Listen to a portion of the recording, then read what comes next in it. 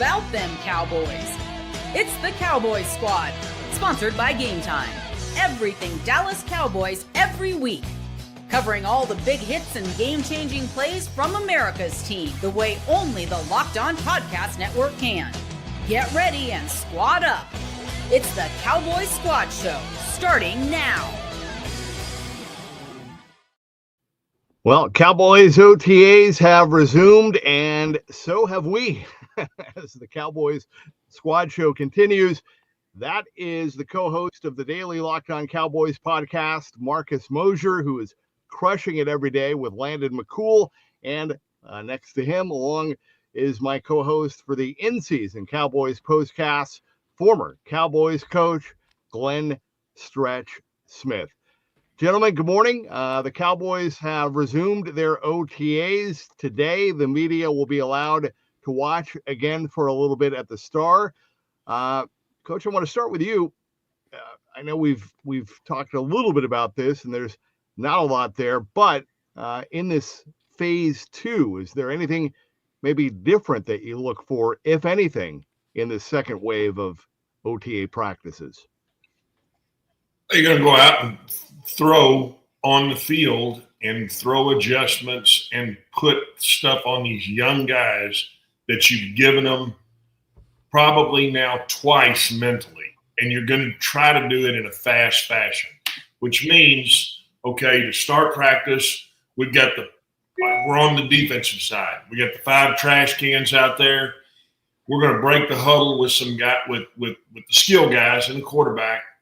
And we're going to go right to the line with a formation, whether it's doubles, triples, whatever it is.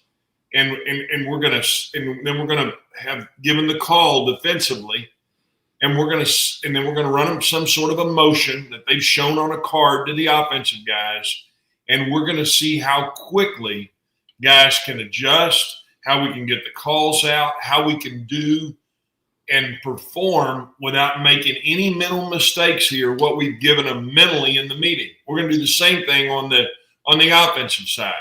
We're going to throw a defensive front at them in some way, and we're going to see if our guys can adjust and do what we've asked them to do from a mental side.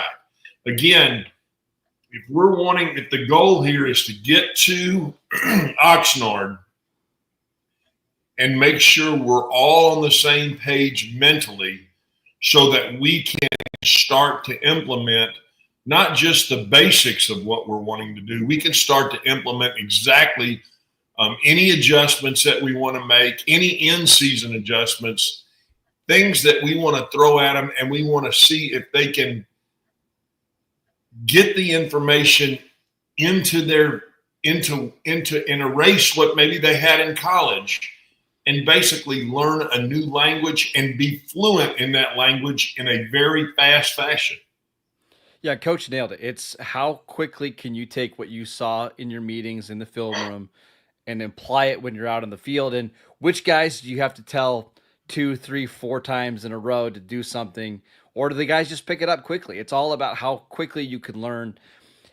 And while we don't always see that from the outside, we'll get whispers of it. Like, we'll find out the guys that are quick learners, the guys that are progressing maybe faster than others. I think that's what you're looking forward to here in week 2 of OTAs. Yeah, okay. To that point, I've heard some mixed reviews, both sides, for new backup quarterback Joe Milton, for example. Yeah, I mean, Joe Milton is somebody who has struggled with accuracy wherever he's gone, Michigan, Tennessee, New England. So I don't expect it to all of a sudden get better in the first week of OTAs. But what you want to see, and the reason why the Cowboys went out and traded for Joe Milton, is because he's got the best arm that we've seen in Dallas in a long time. And you're hoping that the accuracy can gradually improve as we go on. But you better be accurate in OTAs when you don't have to worry about getting hit. Guys are going at half speed. It's not super encouraging to hear that he continues to struggle with accuracy, but it shouldn't be surprising either. Yeah, I mean, everybody that I know that's ever coached in the NFL thinks that they can fix certain things. Hey, we can fix this guy. We can we can tweak this. We can work with his footwork. We can work with his eyes. We can do all these things, and we can take what is this guy with this, he can spin it through a car wash and the ball never gets wet, and all that's great. I mean, all that's cute, and it's all wonderful, because at the end of the day, can he process and discern information in a quick fashion and then drive the nose of the football in a tight window? That's how come that guy makes the most money. So, Coach, do you think it's a lock that Joe Milton is the backup here? I mean, because the only other quarterback on the roster is Will Grier. Yeah. It feels like they want Milton to be the backup because he just offers more upside, but is there any chance that Will Grier is just the more steady option and that's who they go with? I mean, let me ask you. No, I don't think either one of them is a locked in for sure to be the backup. I think you have to give guys roles initially, and you have to hope that they will accept the role and do it to the best of their ability. And I guess I'm saying that is let's take football out of it. If we're, you guys hear me use the race car analogy a lot, but I mean, if we're driving in this 24 hours of Le Mans and hey, we got multiple drivers here, and when that second drive, you're probably going to put your best driver out there first because you want to get somewhat of a lead. And then when that second driver comes in, he's got to be able to take all the information that he's been given, and he's got to go perform at a high level. And if he can't perform at a high level, then you got to get somebody else to go drive that. And I think that's exactly Dallas. Again, remember, Jerry is a gambler at heart. He loves to gamble. I mean, that's why he's in the oil and gas business. He gambled with Trey Lance. He thought, here's a guy that San Francisco gave all of this to. Keep in mind, Kyle Shanahan's a quarterback guy. McDaniels is a quarterback guy. They're quarterback guys.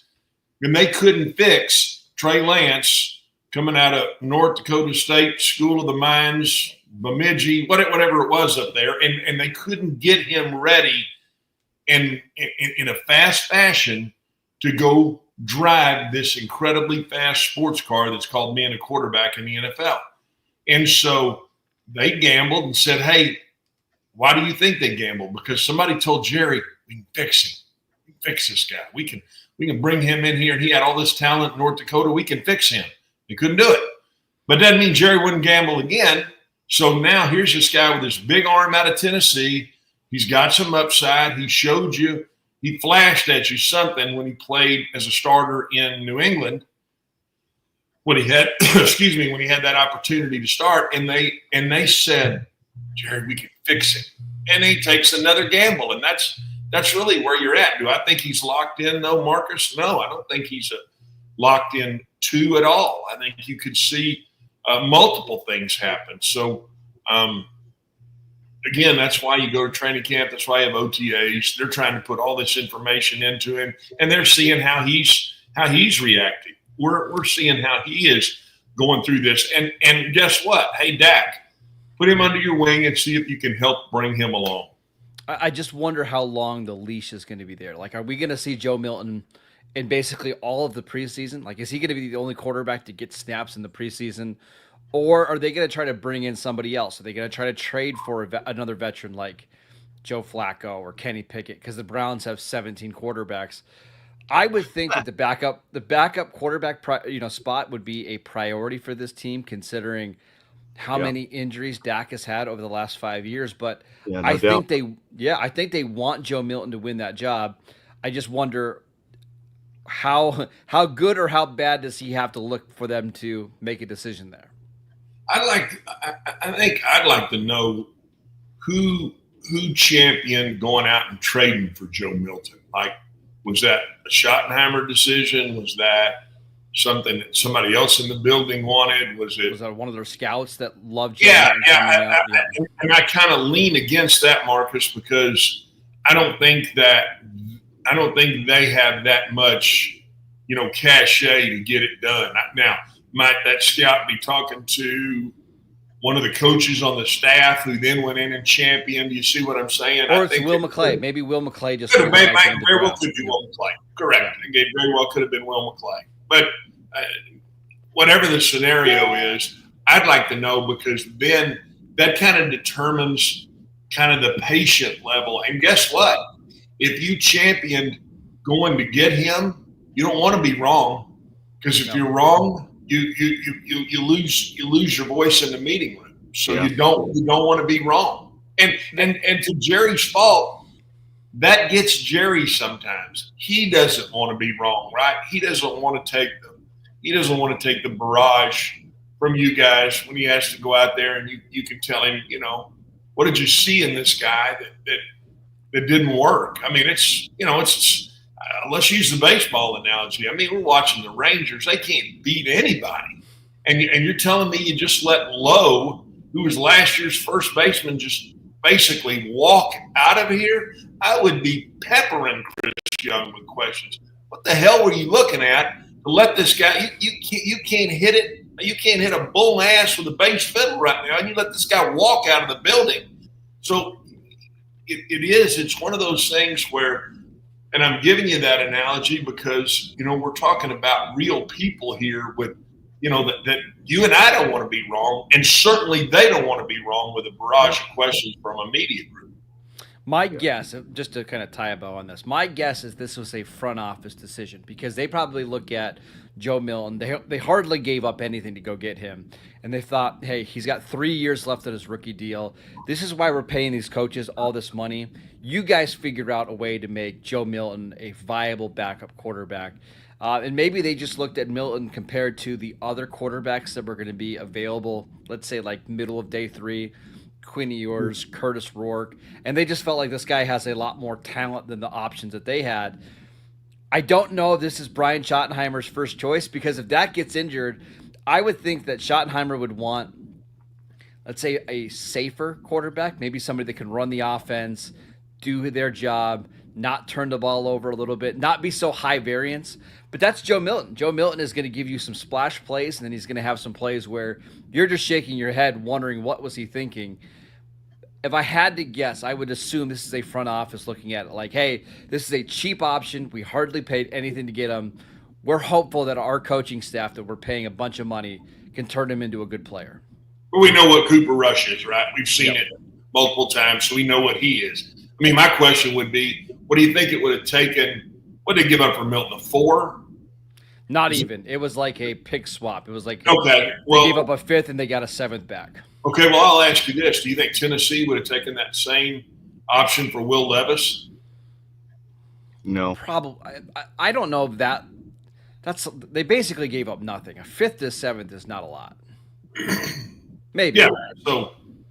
So my question is, they have drafted their guy in Tennessee, and you see what I'm saying? I'm just giving you thought for a discussion here, which is how it probably – it's not probably how it went. It is how it goes. Guys throw out other names to say, what do you think? How do we have Will Levis graded?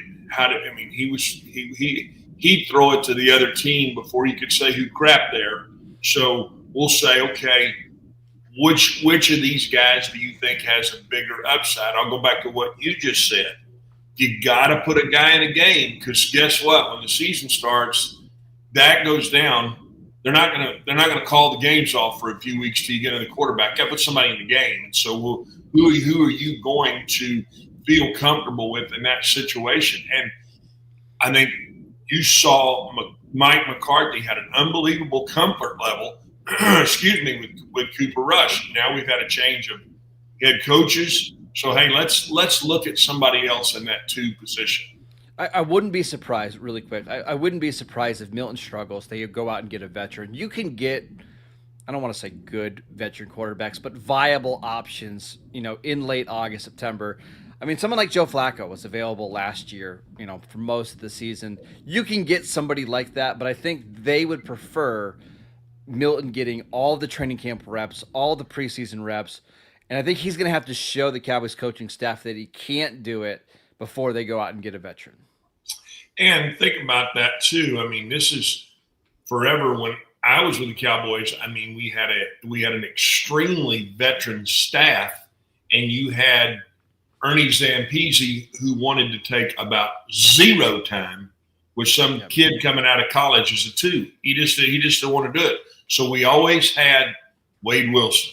We always had Jason Garrett. We always had smart guys who, if something happened with Troy, could get you through a game. Hell, Jason beat Green Bay one year in the playoffs. I mean, you had guys that were veteran guys. But when you have a younger coaching staff and guys want to say, like I said, they want to come into the NFL and they want to make their mark in the NFL. What better mark could you make in the NFL than to come in as a young coach and to say, I developed a guy behind Dak Prescott? I mean, that to me, that's the ultimate stamp.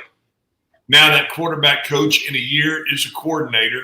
He does something good. Ben Johnson, now he's the NFL head coach. That's how it happens. And so guys want to chase that opportunity to get that done. Yeah, look at Brian Dable real quick. He's going to continue to get jobs for the rest of his career because he helped develop Josh Allen in Buffalo. So, I mean, obviously Joe Milton's not going to be Josh Allen, but your point is absolutely correct.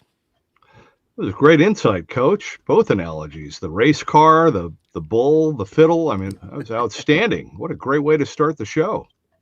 Seriously, that's why you get paid the big bucks. Exactly. There you go. Yep. All right, we're going to take our first time out. When we come back, Marcus, I want to ask you an OTA question. We'll do that when we return. Also, we want to hear from you via the comment crew. We know a lot of you are watching live, but we want to interact with you as well before we wrap things up. We got 45 minutes left to go. It's great to be with you. This is the Cowboys Squad Show.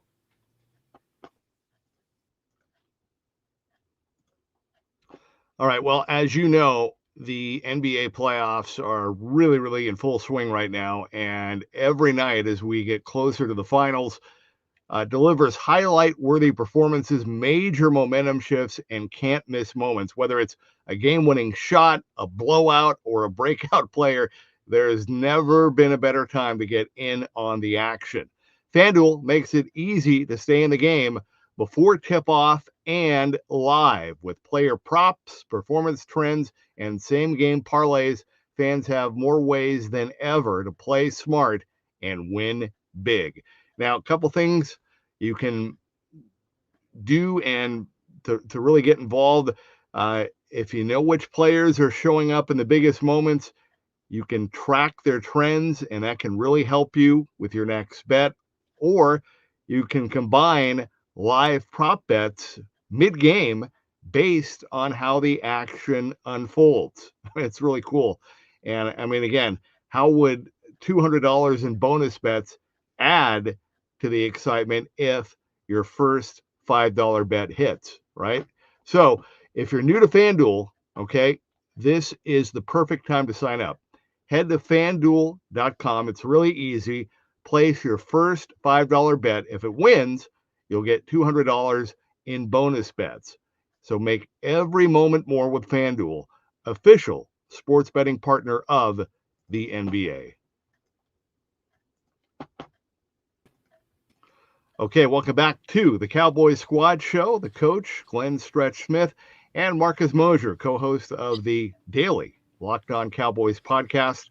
All right, Marcus, you and Landon just did an episode on 3 key position battles to watch here in OTAs, something to look for, and also which starters may be in jeopardy of losing their jobs. Yeah, there's a couple ones where we're looking at as we're not saying that these guys are going to lose their jobs, but a player like Donovan Wilson, right, who's been a starter for the last several years for the Cowboys. I think everybody's penciling him to Malik Hooker and Donovan Wilson starting this year, but this is a new coaching staff. Matt Eberflus might value different things at safety. Donovan Wilson already dealing with an injury. I think he was pretty inconsistent as a player last year. He's going into his 30s now. Maybe you'll see Matt Eberflus prefer someone like Wanye Thomas, who is quite a bit younger, who's a little bit more versatile, what he can do in the box with his coverage. I think Donovan Wilson's still going to play a lot, whether he's a starter or not. But I do think this is an opportunity for players like Wanye Thomas, Izzy Makamu, Marquise Bell to maybe earn one of these starting jobs. I will say Malik Hooker and Donovan Wilson is the oldest starting safety duo in the league. I think that's a position the Cowboys have to get younger at, and maybe they opt for the younger, more athletic player in Wanye Thomas. All right. Well, we spoke a little bit last week about Deron Bland possibly playing in the slot. What are your thoughts on Kaiir Elam and where we haven't really mentioned his name very much? Yeah, I got to see him a lot up here in Buffalo. And he's been somebody who is incredibly talented. I mean, there's no doubt about his physical ability. And he's actually played pretty well in the regular season. The problem is you get into these big games against, good quarterbacks and good teams, and they know how to pick on him. Everybody remembers the AFC Championship game last year, where as soon as he came out of the field, Patrick Mahomes and Andy Reid just were relentless in targeting him. But you're talking about a very young player with size, length, athleticism. The Cowboys don't need him to be a long-term option or solution. What they need him to be is somebody who can come in for the first, let's say, 2 months of the season until Trayvon Diggs is ready and just give them quality cornerback play, average cornerback play. When you're a first-round pick like Elam was, you're always hoping that guy can develop beyond just an average player. It didn't happen in Buffalo, but now that the expectations are a little bit different in Dallas, a new coaching staff, maybe we can see the Cowboys get the most value out of him. And it's again what we keep saying is, okay, is this new right where Al Harris has been here coaching the defensive backs forever, and whether that was the safeties that you were talking about and the new guy that they just traded for at corner. What is the technique they're going to want played? Are they working with him on his technique? Are they all the things that, especially at that position? I mean, everybody that coaches that position thinks that, hey, we can teach a little hand placement here, a little jab here, a little head placement here. We can teach our feet to open here. We can all those things, and all those, you see all these guys running all these drills, all these gadgets, and all that stuff that they do now.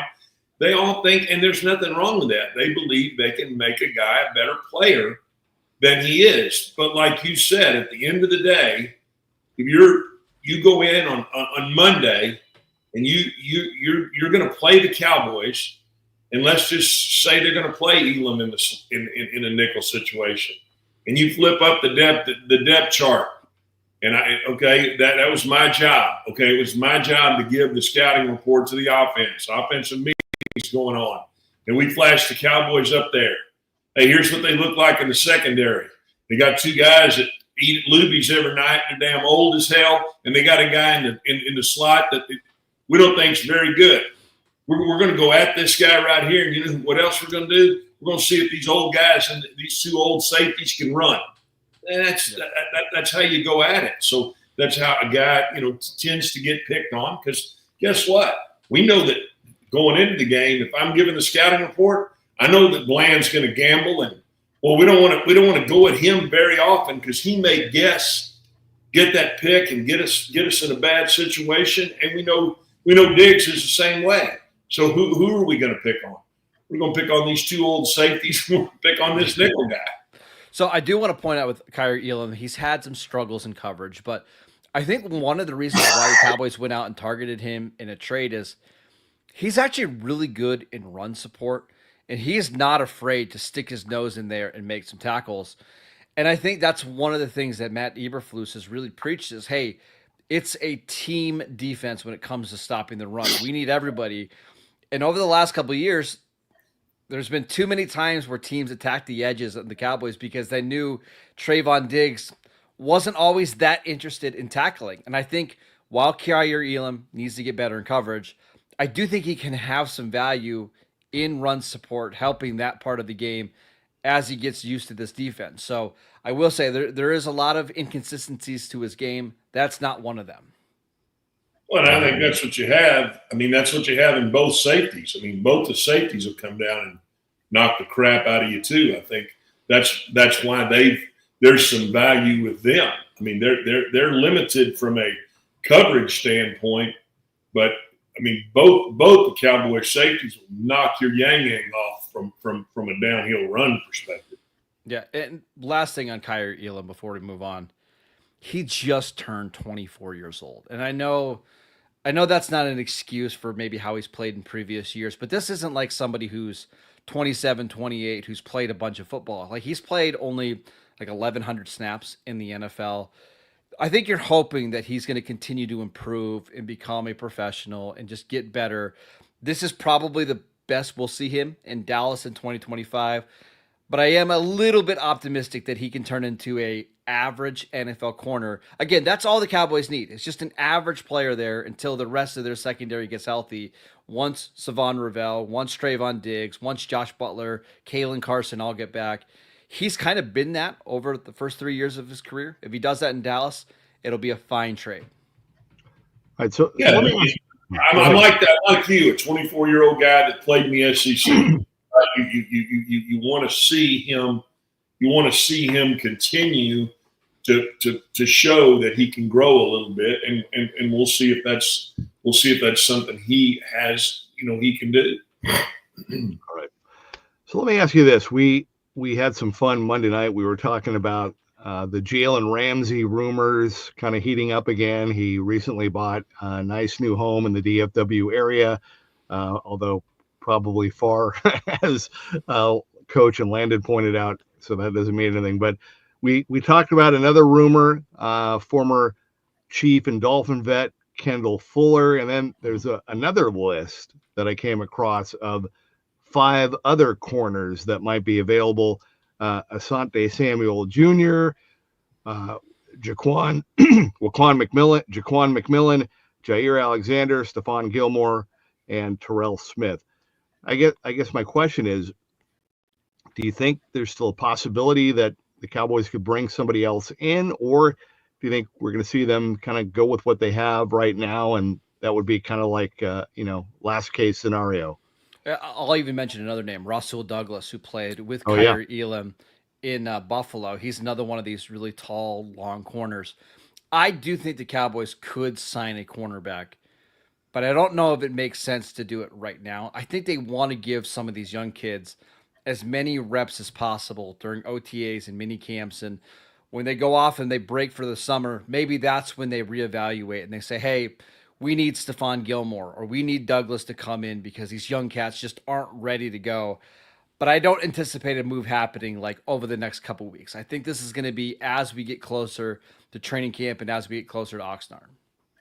Yeah, I think that's exactly what you want to do. You want to look at all the guys that you have and give them all the reps that you can give them before you bring a veteran guy in. Rasul Douglas is out there because why? Because Jerry Gray didn't want him. Jerry Gray's the guy coaching in Green Bay. He's in Atlanta. Atlanta needs a corner as well.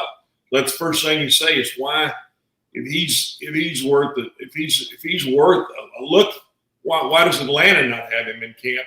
And the other thing is you got to consider. I know you guys hear me harp on this all the time. You got to think about what the money is. What is the money for these guys? Stephon Gilmore is not going to be cheap. So now, can you afford? You know he can play. You know he can grasp concepts.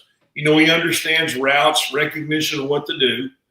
Would he be the best guy? Yeah, but does he fit from a financial standpoint? The other thing is, Stretch, is that you got to figure how do these guys impact special teams, because Deron Bland's not playing special teams. We're not going to see Trayvon on special teams units. Savon Ravel, your 3rd-round rookie coming off the torn ACL, he's probably not going to contribute. And if you sign someone like Stephon Gilmore or Rasul Douglas, those guys aren't going to play on special teams units either. So that's part of this as well. If you're signing one of those guys, they're going to be one of your starters. They're going to be on the field right away. You're not signing them to be your number 4 or number 5 cornerback, because those guys have to play on special teams. So the roster construction does matter. All right. Correct. Let me ask you, you mentioned money, Coach. I really I needed 20 today to go to Whataburger. Can you send it this way? Venmo it. I didn't want to. I didn't want to open the Micah Parsons topic again, but I just thought of something this morning as we were getting ready for the show. Do you think there's any part of it, too, any part of the delay on the Cowboys side is that they're still figuring out who they may have to get rid of to clear more room for him to pay him? Like they're literally like, maybe there's a list of guys that they're torn between who they may have to get rid of, or is that already set? No, I'd go the other way. I think you look at it and say, okay, if we're going to have to give him this kind of money, who does that eliminate from that DB list that you guys just talked about? Right. If I pay him this kind of money, who does that eliminate? Probably eliminates Gilmore. Probably eliminates Douglas. Okay, so those are the things that I think guys are immediately looking at. What is the impact? What is the impact week 3 as we break camp in Oxnard if we need a veteran running back? What is the impact if we need a veteran corner? What's the impact if we got to go now? We got to go say, when none of these guys have transitioned into being the nickel guy, well, how is that going to impact this scenario? I think those kind of discussions are being had. I'm also probably a bad one to ask on the Micah Parsons stuff because I just think a deal's going to get done, and they're probably right now just haggling over the guaranteed money and the payout structure. I feel pretty confident that they've already got the framework of the deal done. They know the number of years. They know the total amount of money. It's just, hey, when do you get this guaranteed money? How much guaranteed money? I think it's going to get done. And I think they already kind of know, like, hey, these are the guys that we're targeting, maybe in free agency to add to the roster. These are the guys that we want to pay another contract to, whether it's Tyler Smith, DeRon Bland, Jake Ferguson. I think they probably know. All right. Yeah, and I don't. Who is? I don't look at that side of how many years are left. I don't know who's up to be paid next. You've got Tyler Smith that's going to be going on his 5th-year option next year. You've got DeRon Bland, who's a free agent, Jake Ferguson, who's a free agent, Sam Williams, Jalen Tolbert. I mean, some of these guys are cheap guys, but you do have quite a few names, including Bland and Smith, who are 2 all-pro caliber players. Yeah, so you just answered it, right? That, to me, that's exactly what they're saying. Okay, we're looking down the road a little bit. We're off the front hood of the car, and who's the next guy up? And then what kind of money is he going to get? Okay, what kind of money do we believe the salary cap will move? In a year, you're already hearing owners saying they want to get out of the 50-50 split on certain things. So there's a lot of that. There's a lot of that money jockeying that's going around. And, I mean, Stephen Jones is as good at it as anybody in the league at being able to push money down the road or give them the upfront money so that hopefully they get the bang for the buck later down the road. And all those things are discussions that are being had. We've talked about it, I don't know, maybe since the very first one of these shows that we had. I believe Micah Parsons is basically done. It's a matter of crossing the T's and dotting the I's with, like you were saying, okay, is it guaranteed money? And okay, we'll let the agent come in here and make sure that he feels like he got his little his little say in the contract. And it's all posturing is what it is in my mind right now. We have no doubt that Micah Parsons is going to be here long term. That's what we're trying to say. It's just when the deal that gets done and when it's announced. All right, fair enough. When we come back, we're going to talk a little bit more about money. Also, we want to hear from you via the comment crew. So please jump in. We want you to be a part of the show. Glad to be with you on this Thursday. Cowboys OTAs continue. This is the Cowboys Squad Show.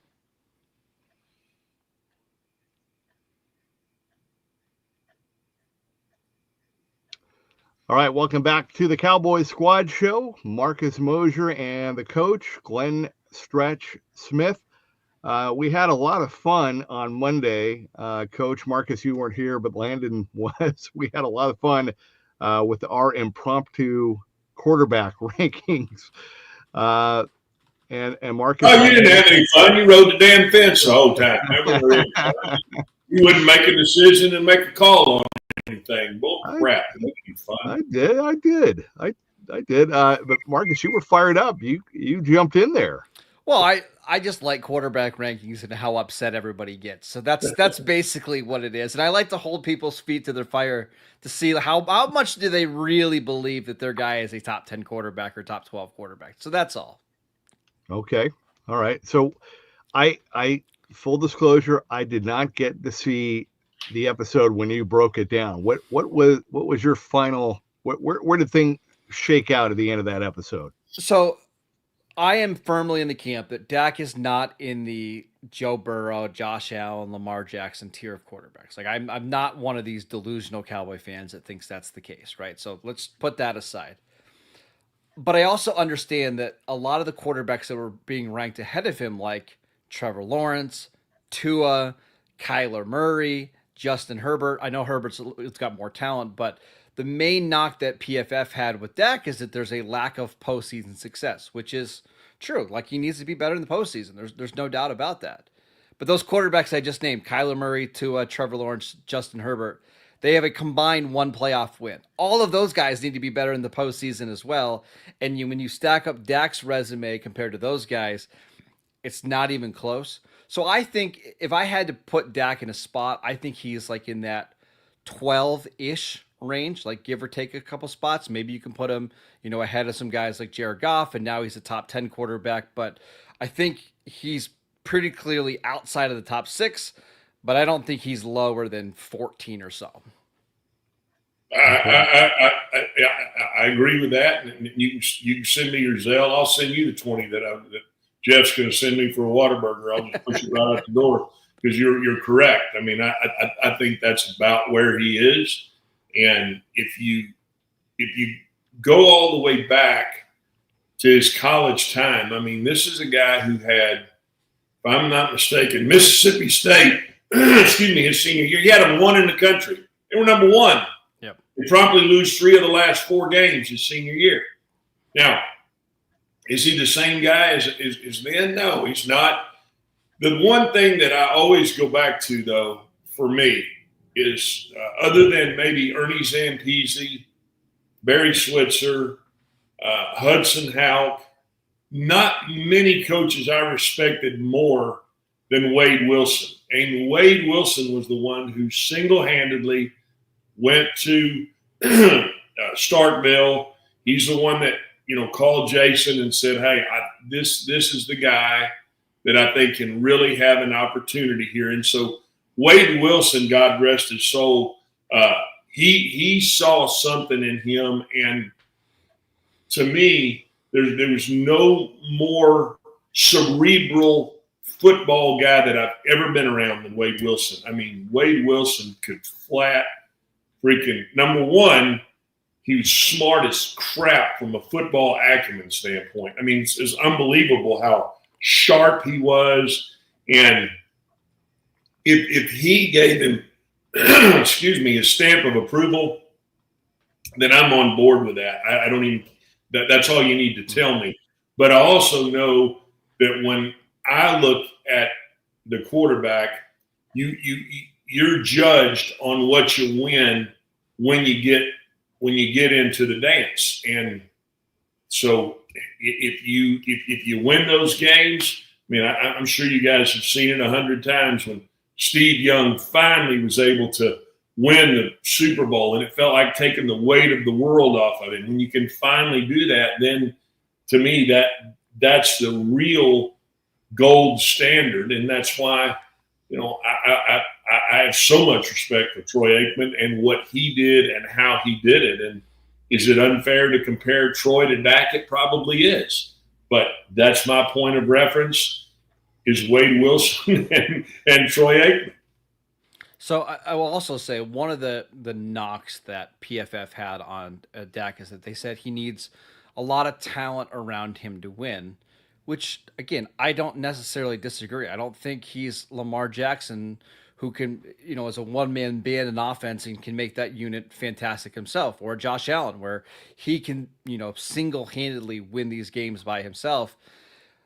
But again, you look at all those other quarterbacks in that range behind those guys. Jalen Hurts maybe had the best supporting cast we've ever seen, with A.J. Brown and Devontae Smith and that offensive line. And they got blown out in the playoffs last year against Tampa Bay. You look at Joe Burrow. Joe Burrow's got the best receiving core in the NFL, and they didn't even make the playoffs this year. And Burrow played all 17 games. So Dak needs help. There's no question about that.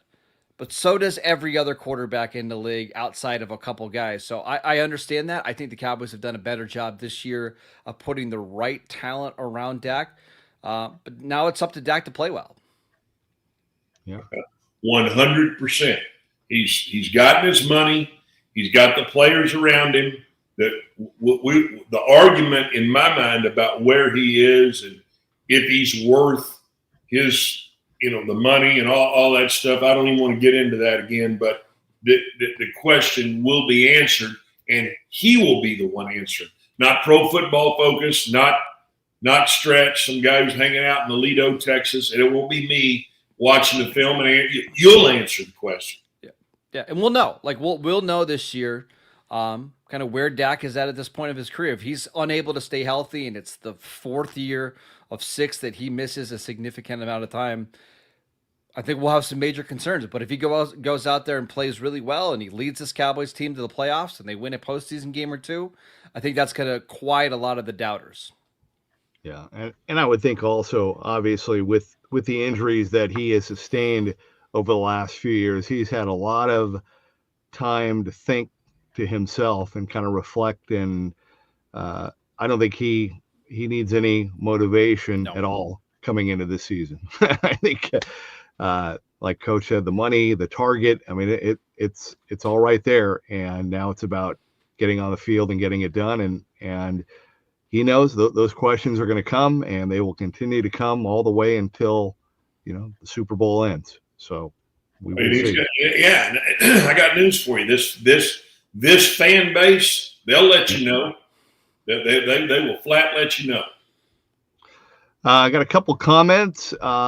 Marvel Jesus says that $40 million for a defensive player that won't tackle a running back. I'm assuming he's talking about Micah Parsons, which is just not the reason this defense had any chance in the second half of the year, despite all of the injuries, was Micah Parsons. He's not a perfect player, but he covers up a lot of warts, everywhere else on this team. So I think Micah, whatever the contract Micah gets, it's going to be worth it. And Dak's hamstring won't survive his bad throwing motion. It survived the first 8 years of his career. I think he'll be okay. On a positive note, speaking of weapons, I think you bring up a great point, Marcus, in that, I mean, as much as we love Josh Allen and Lamar Jackson, I think at this point, Bills fans and Ravens fans would like to see some postseason success as well, right? Well, and I was even going to mention Brandon Beane, the Bills GM. He's been getting a lot of complaints from the fans, and he went on a radio show recently talking about the wide receiver core, and he got really defensive because Bills fans want to see their team put more receiving help around Josh Allen. So this isn't exclusive just to Dak. There's fan bases all around the league that would like to see their quarterback surrounded with more talent.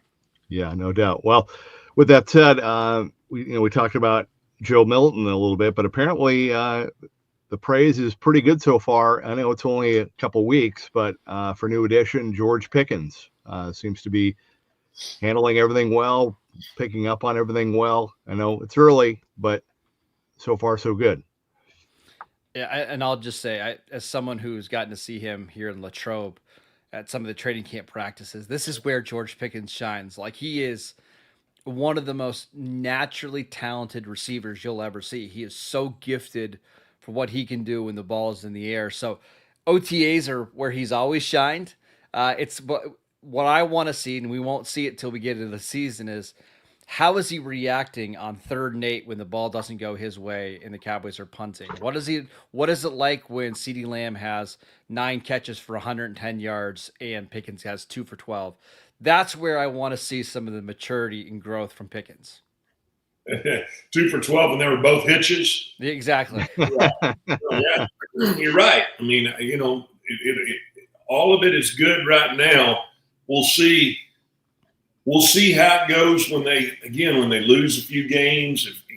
It's not if adversity is going to strike, it's when adversity strikes, and then it's how you respond. That's what football is. I mean, it's just how you respond in those situations, and that's what separates the guys that get gold jackets from the guys that are just on the streets talking about it. It's why I always really respected Alvin Harper, because Alvin Harper was in that role a lot where, there were a lot of games where he just wasn't getting the targets because Emmitt Smith was getting his carries, Michael Irvin was getting his, Jay Novacek was getting his.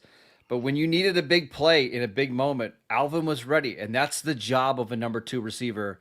I'm hopeful that Pickens can get there.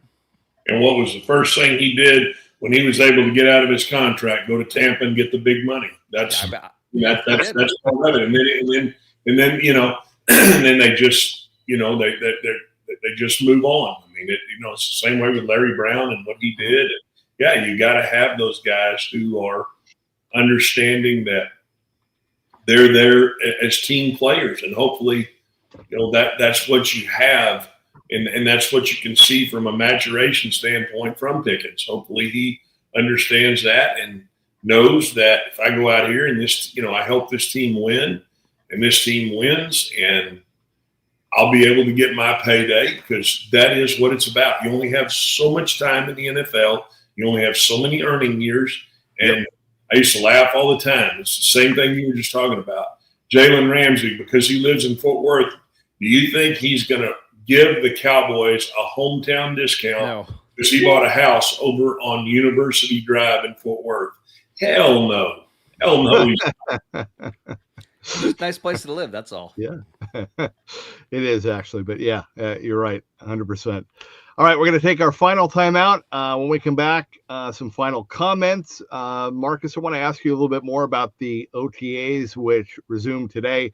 And I have a coaching question for the coach coming up as well. This is the Cowboys Squad Show.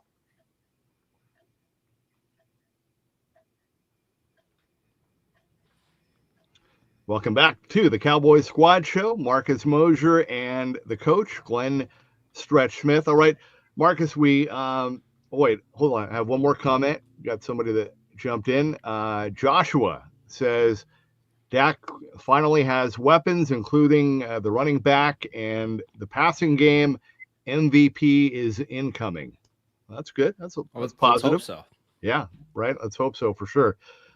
Okay, we talked a little bit about the 3 key position battles. You talked about the DB. What are some of the other position battles that you're keeping your eye on? I think tight end is one that I'm more intrigued than maybe some other people. I think there's a lot of people out there just assuming Jake Ferguson is going to be the tight end 1. He's going to play 1,000 snaps this year, and that's it.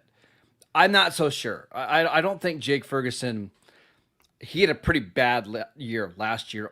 Even when Dak was healthy, fumbled the ball 4 times, didn't improve a lot as a blocker. I was pretty disappointed from what we saw from Ferguson, but now that you have George Pickens and you have a viable number 2 receiver, I wonder if the Cowboys are looking at this tight end situation and maybe approaching it with a committee approach, using more of Luke Schoonmaker and Brevin Spann-Ford, who are better blockers. Remember, you're going to have a very young offensive line with a second-year tackle in Tyler Guyton, a first-year guard in Tyler Booker, a second-year center in Cooper Beebe, and maybe the plan is to use some of these other tight ends that are better in the run game, better as pass blockers, until that offensive line gets going. Schoonmaker's just a better athlete than Jake Ferguson. He's much bigger. He's much faster. I think Ferguson needs a good offseason, a good OTAs training camps to kind of keep that tight end 1 job to himself. Yeah, I wish they wouldn't have traded the guy to Kansas City, quite frankly. But I know he was kind of a loose A little bit of a knucklehead there, right? Yeah. Why am I drawing a blank on his name? Peyton Hendershot. Yeah. You know, I thought he was, and I remember him coming out of Indiana. Now he's one of those guys that might twist off at any time, but he had big time talent. I want to see John Stevens finally. I looked at his dad, scouted his dad, and he is a phenomenal athlete. I just want to see if he can stay healthy in that group too. I think you make a point. I mean, we talked at the beginning of the show about, okay, guys coming up with contracts. I mean, you got Ferguson. Probably you're gonna need to make a decision financially on him one way or the other. So you need to see what else you have in that, and throw those guys in the fire. Let them get in there and see what they can do. I do think there's a certain comfort level that Ferguson has developed, much in the same way that I don't know why I got a brain fart. Schultz had when he left and went to Houston. I think there's a comfort level with the quarterback and knowing when you run inside option routes, knowing when to turn in, knowing when to turn out, knowing, having the feel of understanding zone coverages and doing those kind of things. But we'll see as that plays out, because I do think it'll depend on are they going to run a lot of 12 personnel? Are they going to put a lot of 2 tights in the game? And then what do they do in those short yardage and goal line situations? You got a lot of offensive guys who like to spread them out and make the box cleaner, or you got guys who like to say, hey, let's get 3 tight ends in the game and let's hammer the football in there. So we should also mention this is a new coaching staff, but they know these players. Brian Schottenheimer obviously knows these tight ends. Maybe he's always preferred someone like John Stevens or Luke Schoonmaker, but because he wasn't the play caller, he didn't have the option, right? He was forced to, help design the offense based on who Mike McCarthy wanted. So it's going to be interesting to see how Brian Schottenheimer views these guys and how he feels about them. I just wouldn't be shocked if we see them rotate these players like we did at the end of last year, where Jake Ferguson's not playing 60 snaps. It's like 35 snaps, and Luke Schoonmaker's playing a bunch. And Brevin Spanford is coming in on early downs as your run blocker. I just think Ferguson needs a big offseason, and he needs to look like what we saw in 2023 for him to hold on to that job. Yeah, Coach, let me ask you this. I mean, how do you think that works? Like Marcus mentioned, Brian Schottenheimer has been here, but then again, now he's in a new role as the head coach. Is it a case where kind of everybody gets a clean slate and you have to go out and prove yourself and win the job? And how do you think he looks at it? Well, I mean, that's to me, that's every year you want guys that, go out and compete. You've heard him talk about the fact that, he wants to see his players compete, whether it's playing ping pong or dominoes or whatever. I mean, he wants to see it, the competition become strong for every position. You're right. When you get a new coaching staff, there's certain guys migrate to certain guys, but make no mistake about it. There's still personalities in there, and coaches still tend to migrate to those personalities that they like or that they, tend to tie in with. We're talking about the tight end situation. I think as much as anything, it'll be the quarterback who has, and you'll see if he doesn't have a certain comfort level with these younger guys, and they don't run a certain, they don't run that inside route, because I'm telling you that was Dak's binky forever, was knowing that Schultz was a really good inside runner. He couldn't block me coming out of Stanford. He wasn't worth a tinker's ass, but he was really good at understanding, how to run how to run those option routes and how to run those inside routes. And so the quarterback has to have a comfort level with that, because that's where the ball gets picked off as much as anything. Is when a guy runs the wrong depth or turns the wrong way or doesn't see the same thing as the quarterback does. You have to be in link step with the quarterback playing that position. And I do, and I do see a new staff coming in here. And yes, it is going to be fresh looks, and they're going to be freshly grading them, and they're going to be saying, okay, where the previous tight end coach may have called this a mental mistake, I'm going to call this a physical mistake when I'm grading the practice film every day. So all those things go into understanding and learning your role, and then how do you take that coaching? And one more thing on Luke Schoonmaker. This is the first offseason in 3 years where he's not rehabbing from some major injury. So I want to see, like, hey, how much better does he look now that he's fully healthy? Obviously, somebody really liked him because they spent a second-round pick on him in the 2023 draft when they already had Jake Ferguson on the roster. Is it Lunda Wells, who's the tight end coach, who's highly respected? Was it Brian Schottenheimer? Was it Will McClay? I don't know. But I just wouldn't be surprised if he's going to get more looks this year than ever before. We already saw him last year over the last 8 or 9 games, average about 30 snaps a game. Maybe that will continue under Brian Schottenheimer. All right. And Marcus, before we go, what was number 3 on your list? Just Mozzie Smith. Big year for Mozzie Smith. Okay. They need him to be the starter.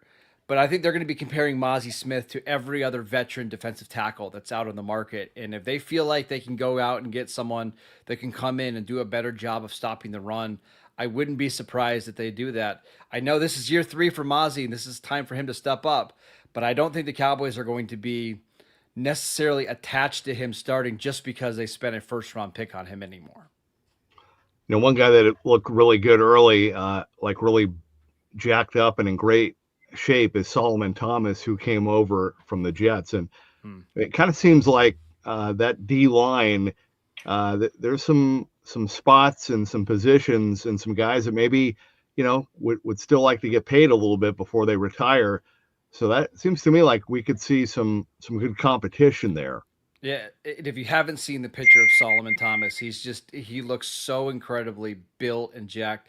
It's almost like he's preparing for a 6-game suspension for some kind of PEDs, because that's how big he looked in some of the pictures that we got. He's a big dude. I mean, he went to Coppell High School. I remember him coming out, and he is a big guy going to Stanford. I mean, and he's smart, obviously. So, hey, maybe it does cut on with him, and maybe he gets it done, or then you get in other positions where I've seen plenty of guys that look like Tarzan. They play like Jane. Give me one example. Can you give me one before we go, Stretch, of a guy that looked like he should be the best player in the league that was worth nothing? We had we traded for him. He had played college. He had played college ball at Indiana. He was a defensive tackle. I'm drawing a blank on his name. I can't remember, but the one I can remember was Demetrius Underwood. I mean, Demetrius Underwood come out of Michigan State. He was huge. I mean, he was huge, and he could run. I mean, it was unbelievable, but he couldn't get the mental side of him was just not there. So, I mean, I remember Demetrius Underwood was a man. I'm talking about a man, and he just never could. He was never able to get it done and to get himself right where he needed to be. He was one of those guys that was taking medicine. I mean, off the field, he had some real issues. But as far as like, if you just flipped, I can remember flipping the film on and watching him, and he was just doing some ladder drills at Michigan State with his feet. And he was just in a pair of shorts, no shirt on. And I mean, you flipped it on and you were like, oh my goodness. I mean, if this guy can channel any of that into being what you want him to be. And then I'll go to the other side of it. I remember, and I recruited him, Hollis Thomas, because I was coaching at Northern Illinois. We got him out of East St. Louis, the 5'10" nose guard. His dad was a chef.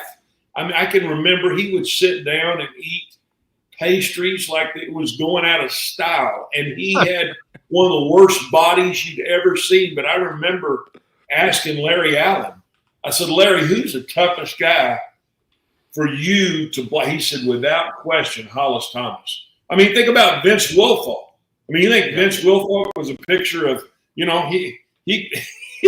could pour a 3-liter Dr. Pepper in his navel, but you couldn't move him off the line of scrimmage. So, I mean, there's all kinds of guys like that go the other way in that book. All right. Well, on that note, we're going to wrap this one up, but we will be back with you again on Monday night. Marcus, some final thoughts for me. What do you got coming up on the daily Locked On Cowboys podcast? Yeah, we're going to have a full recap of the Thursday OTAs, which the Cowboys medias will be available to. So make sure you look out for that. All right. Looking forward to that. For Marcus Mosher, the coach, Glenn Stretch Smith, thank you for everybody that has been watching and listening. Thank you for your comments as well. Love it. The off season is moving along. The next time we are with you, we are going to be in the month of June. Can't wait for that. Looking forward to that. But thank you for being with us today. This has been the Cowboys Squad Show.